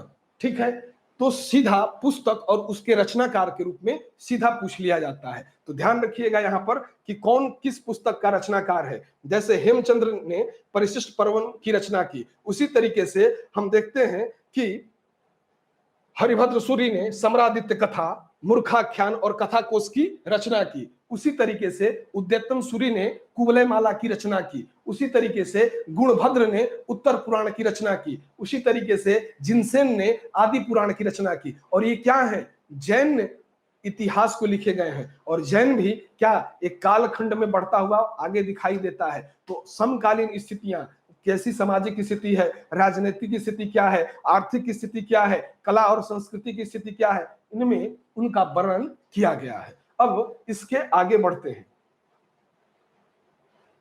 लौकिक साहित्य। लौकिक साहित्य ये और भी ज्यादा इंपॉर्टेंट हो जाता है। कारण यह है कि लौकिक साहित्य में ऐसी पुस्तकें आएंगी जो कि हमारे ऐतिहासिक दृष्टिकोण से ज्यादा महत्वपूर्ण है। इन पुस्तकों में जो सबसे पहली पुस्तक है उसका हम नाम लेते हैं अर्थशास्त्र। ठीक है, लौकिक साहित्य मूलतः होते क्या है? देखिए, लौकिक साहित्य के अंतर्गत ऐतिहासिक और अर्ध ऐतिहासिक ग्रंथों, खासकर जीवनियों का विशेष रूप से उल्लेख किया जाता है। यानी कि यह विशुद्ध रूप से ऐतिहासिक पुस्तक ही थी, बस उनका फॉर्म अलग था। ध्यान रखिएगा। तो क्या कहा कि लौकिक साहित्य के अंतर्गत ऐतिहासिक और अर्ध ऐतिहासिक, साथ ही हम पाते हैं जीवनियों का विशेष रूप से उल्लेख किया जा सकता है। साथ ही इसमें राजनीतिक सांस्कृतिक इतिहास की रूपरेखा स्पष्ट करने में महत्वपूर्ण हमें सहयोग मिलती है। ऐतिहासिक रचनाओं में जो सर्वप्रथम रचना है वो किसकी है? अर्थशास्त्र का किया जा सकता है। अर्थशास्त्र जिसकी रचनाकार कौटिल्य या जिनका नाम विष्णुगुप्त या चाणक्य के नाम से जाना जाता है। हम जानते हैं कि इस पुस्तक में 15 अधिकरण और 180 प्रकरण हैं। कितने? 15 अधिकरण और 180 प्रकरण, यानी कि इतनी भारी पुस्तक लिखी गई है। साथ ही यह भारत की प्रथम राजनीतिक पुस्तक मानी जाती है। कभी भी अगर पूछ ले कि अर्थशास्त्र क्या है, तो अर्थशास्त्र कभी भी इकोनॉमिक पुस्तक नहीं है। ये अर्थशास्त्र मतलब ये मत समझिएगा कि आर्थिक चीजों का वर्णन कर रहा है, बिल्कुल नहीं। ये एकदम विशुद्ध राजनीतिक पुस्तक है। और ये आचार्य चाणक्य जिन्हें विष्णुगुप्त या कौटिल्य के नाम से जाना जाता है, उन्हीं के द्वारा रचित की गई और उनके द्वारा नंद वंश का विनाश करके मौर्य वंश की स्थापना कराई गई थी। किसके सहायता से? चंद्रगुप्त मौर्य की सहायता उन्होंने की थी। और चंद्रगुप्त मौर्य ने क्या किया? नंद वंश का विनाश किया और मौर्य वंश की स्थापना की। उसी का यहाँ वर्णन किया गया है। तो यहाँ देखते हैं कि अर्थशास्त्र इसे संभवतः भारत का पहला राजनीतिक ग्रंथ माना जाता है। मैंने लिखा भी है कि पहला राजनीतिक ग्रंथ, बहुत ज्यादा इंपॉर्टेंट है। इसकी रचना चंद्रगुप्त मौर्य के प्रधानमंत्री और सुप्रसिद्ध राजनीतिज्ञ कौटिल्य ने की थी। ठीक है, मौर्यकालीन इतिहास, राजनीति का ज्ञान के लिए अर्थशास्त्र एक प्रमुख स्रोत है और यह एक महत्वपूर्ण विधि ग्रंथ है। कैसी ग्रंथ है? विधि ग्रंथ, ना कि इकोनॉमिकल पुस्तक, ना कि अर्थशास्त्रीय। नाम अर्थशास्त्र है बस। इसमें जो विषय है वो शासन, प्रशासन और विधि से जुड़ा हुआ है। ठीक है, इसमें 15 अधिकरण है या खंडों में विभक्त किया गया अर्थशास्त्र को। इसका दूसरा और तीसरा जो खंड है सबसे ज्यादा क्या है, प्राचीन दिखाई देता है। यानी कि दूसरा और तीसरा खंड, कभी कभी यूपी अंदर चला जाता है कि अर्थशास्त्र के सबसे प्राचीन खंड कौन से हैं, तो 2 और 3 सबसे प्राचीन है, बाकी जो 15 खंड में अन्य जो खंड है वो बाद में जोड़े गए हैं। दूसरा और तीसरा जो खंड है सबसे प्राचीन है। उसी तरीके से एक अन्य पुस्तक है विशाखा दत्त की मुद्रा राक्षस। विशाखा दत्त की जो मुद्रा राक्षस है ये विश्व की पहली जासूसी पुस्तक मानी जाती है। यानी कि यह षड्यंत्रों से जो आपके अमात्य राक्षस हैं, अमात्य राक्षस का जो उसमें क्या है, षड्यंत्र दिखाई देता है। ठीक है, साथ ही सोमदेव की कथा सरित और क्षेमेंद्र की बृहद कथा मंजरी है। ठीक, सोमदेव का कथा सरित सागर, साथ ही क्षेमेंद्र की बृहद कथा मंजरी मौर्य काल की कुछ घटनाओं पे प्रकाश डालते हुए नजर आते हैं। तो हमने देखा कि ऐतिहासिक पुस्तकों में इनकी शुरुआत देखी जा सकती है। वहीं पातंजलि का महाभाष्य, मैंने अपने शुरुआती क्लास में ही बताया आपको कि पातंजलि का महाभाष्य क्या है। तो मैंने यहाँ पे आप जरा सा गौर करिएगा, पातंजलि का महाभाष्य क्या है। तो मैंने कहा था पाणिनि ने एक पुस्तक लिखी थी अष्टाध्यायी। अभी ऊपर में हम लोग बात किए थे अष्टाध्यायी के बारे में। ये अष्टाध्यायी के ऊपर ही आधारित है पातंजलि की महाभाष्य। ठीक है, ये भी व्याकरण की पुस्तक है और ये भी संस्कृत व्याकरण की पुस्तक है। अब जब इससे हम आगे बढ़ते हैं, यानी कि लौकिक साहित्य में हम देखते हैं कि गुप्त कालीन कालिदास के द्वारा भी कई ग्रंथों की रचना की गई, जैसे मालविकाग्निमित्रम, कुमार संभवम, या कह सकते हैं रघुवंशम, मालविकाग्निमित्रम और रघुवंशम या ऋतु संहार। तमाम उनकी किताबों की एक बड़ी लिस्ट है। कई उसमें ड्रामा है, कई सामान्य किताबें हैं, कई आलेख हैं, वो दिए गए हैं। तो इसमें जो सबसे ज्यादा इंपॉर्टेंट हमको दिखाई देगा उसकी बात करते हैं। ठीक है,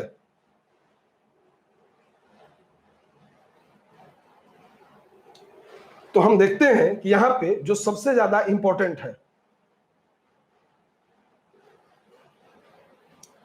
पातंजलि का महाभाष्य, कालिदास की मालविकाग्निमित्रम शुंग काल के इतिहास पर प्रकाश डालता है। यानी शुंगकालीन स्थिति कैसी थी, पुष्यमित्र, शुंग, अग्निमित्र, इनके बारे में जानकारी। साथ ही शूद्रक की मृच्छकटिकम, शूद्रक ने मृच्छकटिकम लिखा, और मृच्छकटिकम का अर्थ होता है लकड़ी का खिलौना गाड़ी। क्या होता है, लकड़ी का खिलौना या खिलौना गाड़ी। फिर इस नाटक से तत्कालीन समाज के बारे में जो यथार्थ चित्रण है उसका किया गया है। ध्यान रखिएगा, बार बार पूछता है कि मृच्छकटिकम के रचनाकार कौन है, तो शूद्रक है। ध्यान रखिएगा कि मालविकाग्निमित्रम कई बार पूछा गया है कि इसके रचनाकार कौन है, कालिदास है। या मुद्रा राक्षस का लेखक कौन है, तो विशाखा दत्त है। सोमदेव के द्वारा लिखी गई कथा सरित सागर जो है ये भी इंपॉर्टेंट है। क्षेमेंद्र की बृहद कथा मंजरी यह भी इंपॉर्टेंट है।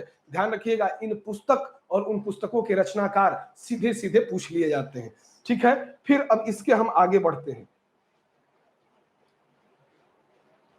अब अगला दिया गया है कि ऐतिहासिक रचनाओं में सर्वाधिक महत्वपूर्ण जो है वो कश्मीर का इतिहास हमें दिखाई पड़ता है। देखिए, कश्मीर में एक व्यक्ति हुए कलहड़, कलहड़ ने एक किताब लिखा राज तरंगिणी, 8 तरंगों की ये पुस्तक है, और ये विशुद्ध रूप से संस्कृत भाषा में लिखी गई पहली ऐतिहासिक पुस्तक है। यानी कि जिसे किसी तरीके से काटा नहीं जा सकता। यानी कि ऐतिहासिक रचनाओं में सर्वाधिक महत्वपूर्ण कलहड़ की राज तरंगिणी है, और इस राज तरंगिणी को जो श्रृंखला है एक कलहड़ तक सीमित नहीं है, बल्कि कलहड़ के बाद भी इसको बढ़ाने वाले बढ़ाए, जिनमें जोनराज, जोनराज, श्रीवर, प्रज्ञा भट्ट, ये नाम राज तरंगिणी को आगे ले जाने वाले विद्वानों का है। यानी कि हम कह सकते हैं कि इसमें संस्कृत साहित्य में लिखा हुआ विशुद्ध ऐतिहासिक घटनाओं का क्रमबद्ध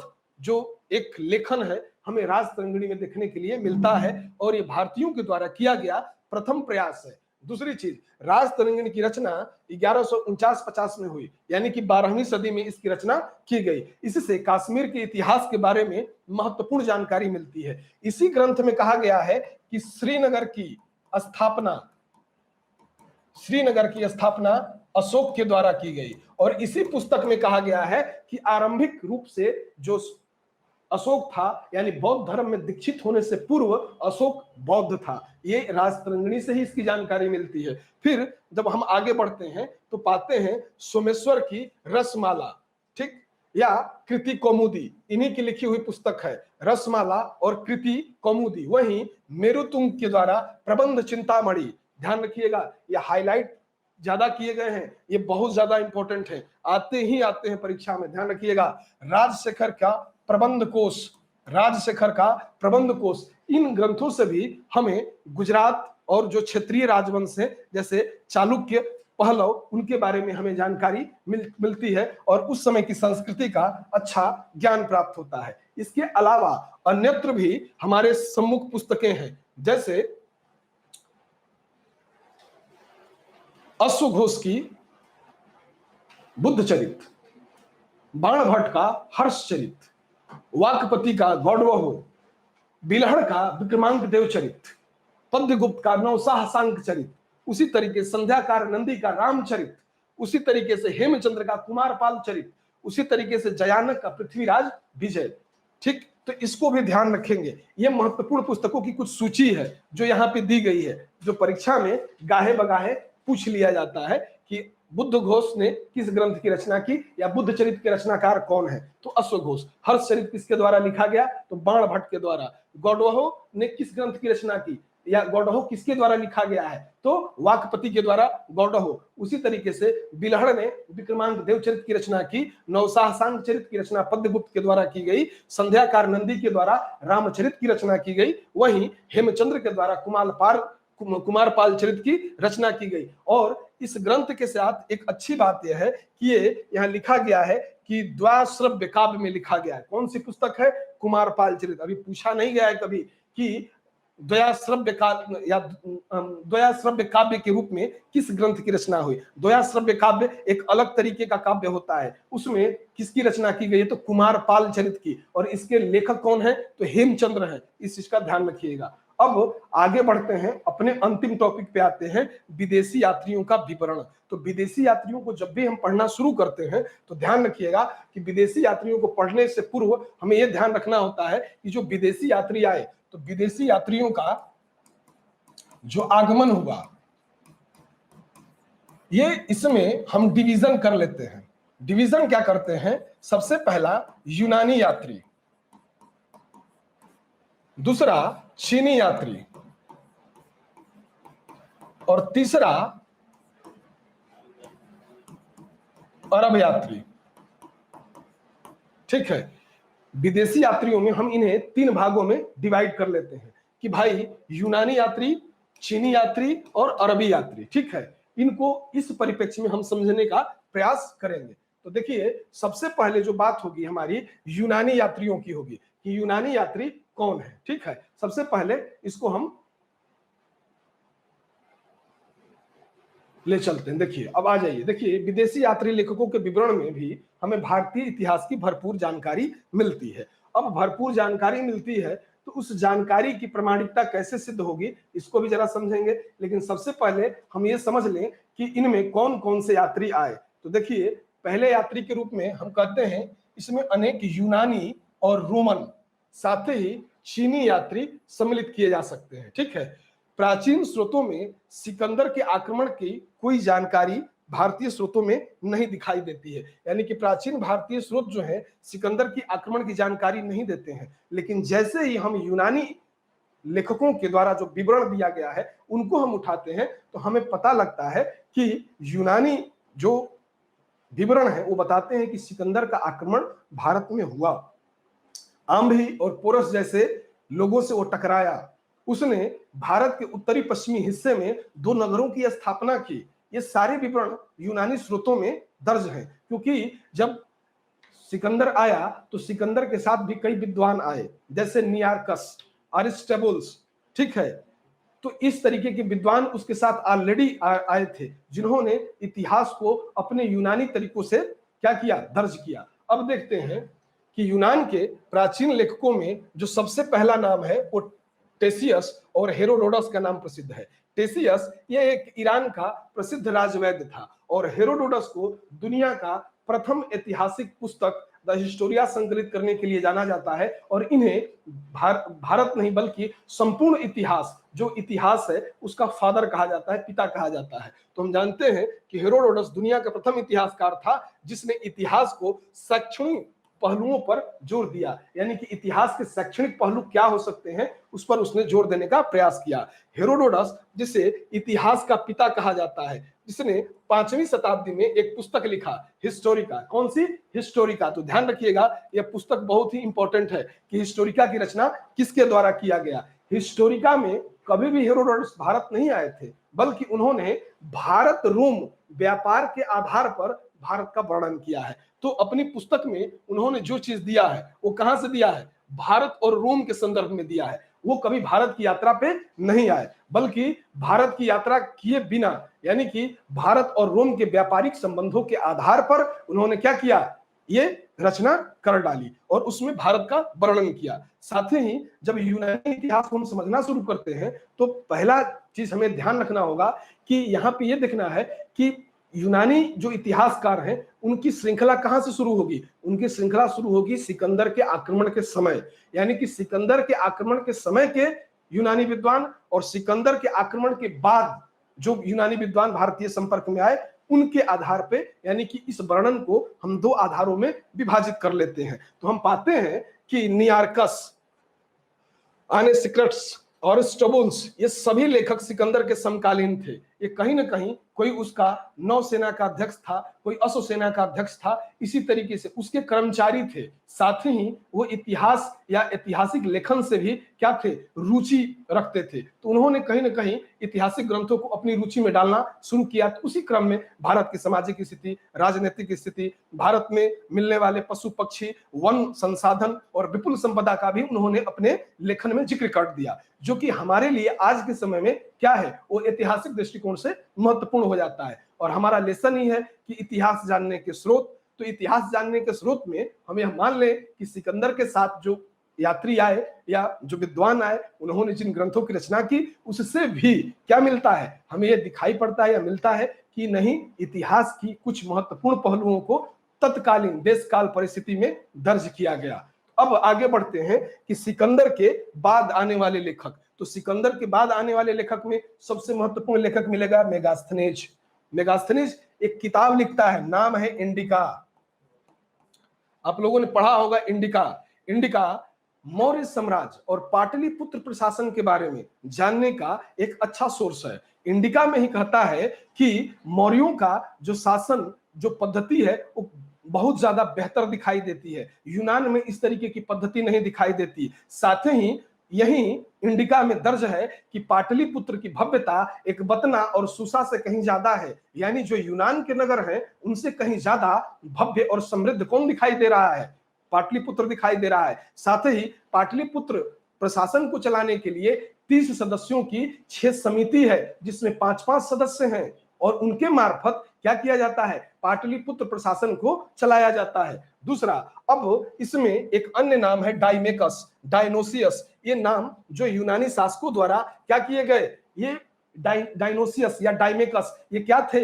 ये यूनानी राजदूत थे जो भारत में आए और रहे और साथ ही भारत के बारे में ढेर सारे विवरणों को अपनी पुस्तकों में संकलित किया, जो बाद में हमारे इतिहास जानने के विषय का एक बड़ा स्रोत के रूप में उभर कर सामने आता है। अब इससे आगे हम चलें तो हम पाएंगे कि मेगास्थनीज, जैसे कि मेगास्थनीज के बारे में मैंने बताया अभी, लेकिन मेगास्थनीज के बारे में थोड़ी और जानकारी आपको देनी जरूरी है। कारण यह है कि मेगास्थनीज आखिर आया तो किसके समय आया? मेगास्थनीज ने पुस्तक लिखी तो इंडिका लिखी, साथ ही पाटलिपुत्र प्रशासन की चर्चा करता है।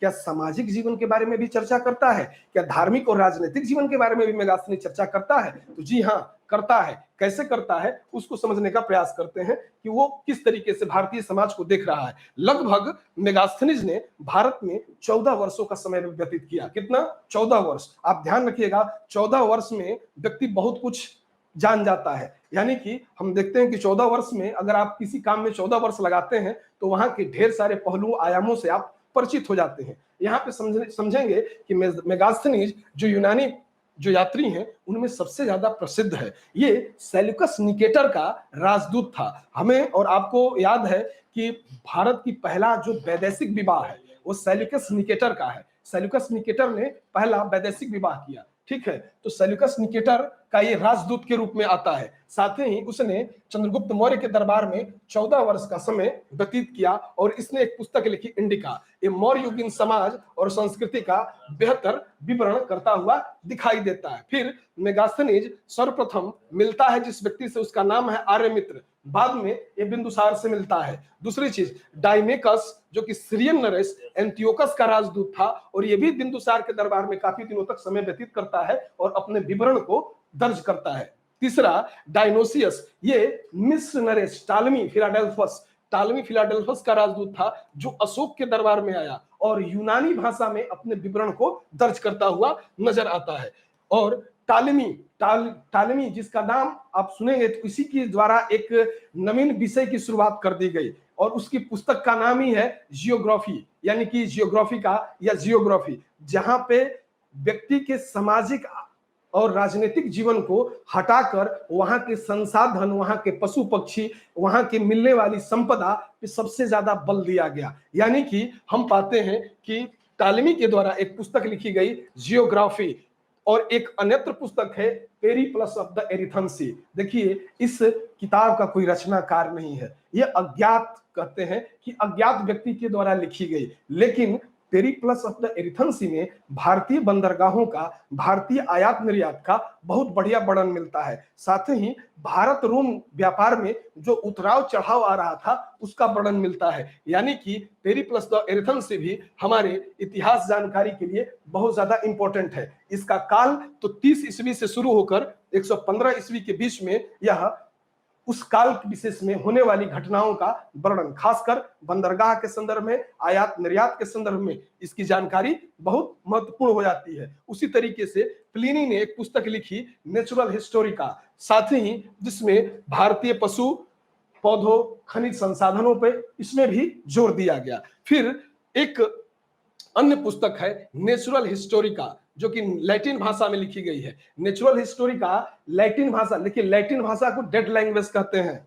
डेड लैंग्वेज कौन से होते हैं आप ध्यान रखिएगा, दुनिया की सबसे महत्वपूर्ण किताबें कहीं ना कहीं लैटिन भाषा में लिखी गई हैं और लैटिन लैंग्वेज को डेड लैंग्वेज कहते हैं। कारण यह है कि इनके व्याकरण में तब्दीली या बदलाव नहीं आता है, इसीलिए इनको डेड लैंग्वेज कहा जाता है। उन लैंग्वेज को हमेशा लाइव लैंग्वेज कहा जाएगा जिनके व्याकरण में बदलाव आता है।